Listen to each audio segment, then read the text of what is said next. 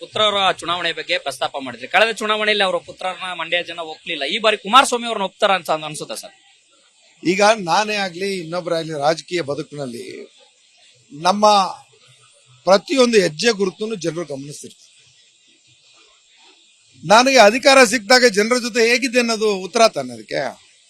ಈಗ ನಮ್ಮನ್ನು ಪುನರ್ ಆಯ್ಕೆ ಮಾಡ್ಬೇಕಾದ್ರೆ ಜನರು ಇವನಿದ್ದಾಗ ಹೀಗಿತ್ತು, ಇವನೇ ಸರಿ ಅನ್ನೋದಕ್ಕೋಸ್ಕರ ನನಗೆ ಉತ್ತರ ಕೊಟ್ಟು ಇವತ್ತು ಗೆಲ್ಸಿದ್ದಾರೆ.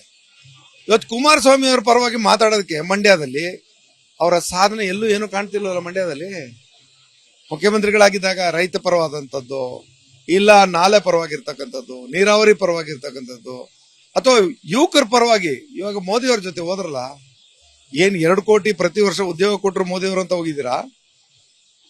ಕರ್ನಾಟಕಕ್ಕೆ ಎಲ್ಲ ಯೋಜನೆಗಳ ಮಂಜೂರಾತಿ ಕೊಟ್ಟಿದ್ದಾರೆ ಅಂತ ಹೋಗಿದ್ದೀರಾ? ಈ ಬರದಲ್ಲಿ ರಾಜಕಾರಣ ಬೇಡ ಸ್ವಾಮಿ. ರೈತರು ತತ್ತರಿಸೋಗಿದ್ರೆ ಬೆಳೆ ಇಲ್ಲ, ನೀರಿಲ್ಲ, ಕುಡಿಯೋದಕ್ಕೂ ನೀರಿಲ್ಲ. ಈ ಬರಕ್ಕೆ 1 ರೂಪಾಯಿ ಕೊಟ್ಟಿಲ್ವಲ್ಲ ಕೇಂದ್ರ. ಯಾವ ಮುಖ ಹಚ್ಕೊಂಡು ಕರ್ನಾಟಕದ ಜನತೆ ಓಟ್ ಕೇಳೋದಕ್ಕೆ ಅವ್ರು ಬರ್ತಾ ಇದಾರೆ? ನಾವು ಚುನಾವಣೆಗೆ ಬರ್ತೀವಿ, ಅವರು ಬರ್ತಾರೆ, ಎಲ್ಲರೂ ಸ್ವತಂತ್ರರು. ಚುನಾವಣಾ ಆಯೋಗ ಇದನ್ನು ಚುನಾವಣೆ ಪ್ರಕ್ರಿಯೆ ನಡೆಸ್ತದೆ. ಆದ್ರೆ ಮಂಡ್ಯದಲ್ಲೇ ಅಲ್ಲ, ಇಡೀ ಕರ್ನಾಟಕದಲ್ಲಿ ತೀವ್ರತರವಾದಂತಹ ಬರದಲ್ಲಿ ನರಳುತ್ತಿರ್ಬೇಕಾರೆ ಎಂತ ಸಂಕಷ್ಟ ಇದ್ರೂ ಕೂಡ ಜನತೆಯನ್ನ ಸಂಕಷ್ಟದಿಂದ ಪಾರು ಮಾಡತಕ್ಕಂತ ಕರ್ನಾಟಕದ ಸಿದ್ದರಾಮಯ್ಯ ನೇತೃತ್ವದ ಸರ್ಕಾರ ಒಂದ್ ಕಡೆ ಆದ್ರೆ, ಇದಕ್ಕೆ ಒಂದು ಚೂರು ಸಹಕಾರ ಕೊಡದೇನೆ ಕರ್ನಾಟಕದಿಂದ ಇಷ್ಟು ಅವರು ಟ್ಯಾಕ್ಸ್ ಅನ್ನ ವಸೂಲಿ ಮಾಡಿ ಈ ಸಂಕಷ್ಟಕ್ಕೆ ಒಂದು ಜವಾಬ್ದಾರಿ ರೈತ ಬೇಡವಾ? ಬರದಲ್ಲಿರೋರು ಬೇಡವಾ? ಏನಾಗ್ಬೇಕು?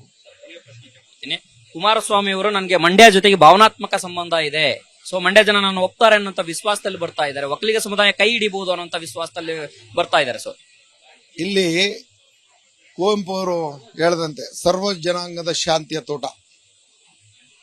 ಇಲ್ಲಿ ಮಂಡ್ಯದಲ್ಲಿ ನಾನು ತಿಳಿದಂಗೆ ಇಲ್ಲಿಯವರೆಗಿನ ಇತಿಹಾಸ ಏನ್ ಹೇಳಿದೆ, ಮಂಡ್ಯದವ್ರನ್ನ ಮೊದಲನೇ ಆದ್ಯತೆ ಮಂಡ್ಯ ಜನ ನೋಡ್ತಾರೆ.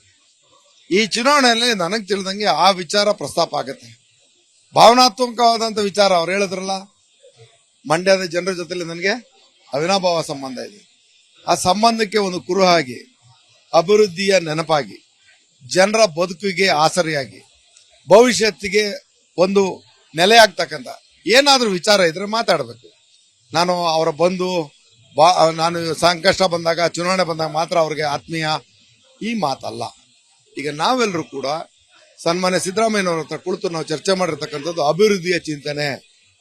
ಅದಕ್ಕೆ ಕೈ ಜೋಡಿಸಿ ಕರ್ನಾಟಕದಿಂದ ನಮ್ಮ ಪ್ರತಿನಿಧಿ ಮಂಡ್ಯ ಅಷ್ಟೇ ಅಲ್ಲ, ಕರ್ನಾಟಕದ ಪರವಾಗಿ ದನಿ ಎತ್ತಬೇಕು.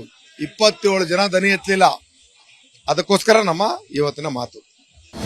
ಅನುಕ್ಷಣದ ಸುದ್ದಿಗಳಿಗಾಗಿ ವಿಸ್ತಾರ ನ್ಯೂಸ್ ಯೂಟ್ಯೂಬ್ ಚಾನೆಲ್ ಸಬ್ಸ್ಕ್ರೈಬ್ ಮಾಡಿ. ಹೊಸ ಸುದ್ದಿಗಳ ನೋಟಿಫಿಕೇಶನ್ಗಾಗಿ ಬೆಲ್ ಐಕಾನ್ ಕ್ಲಿಕ್ ಮಾಡಿ.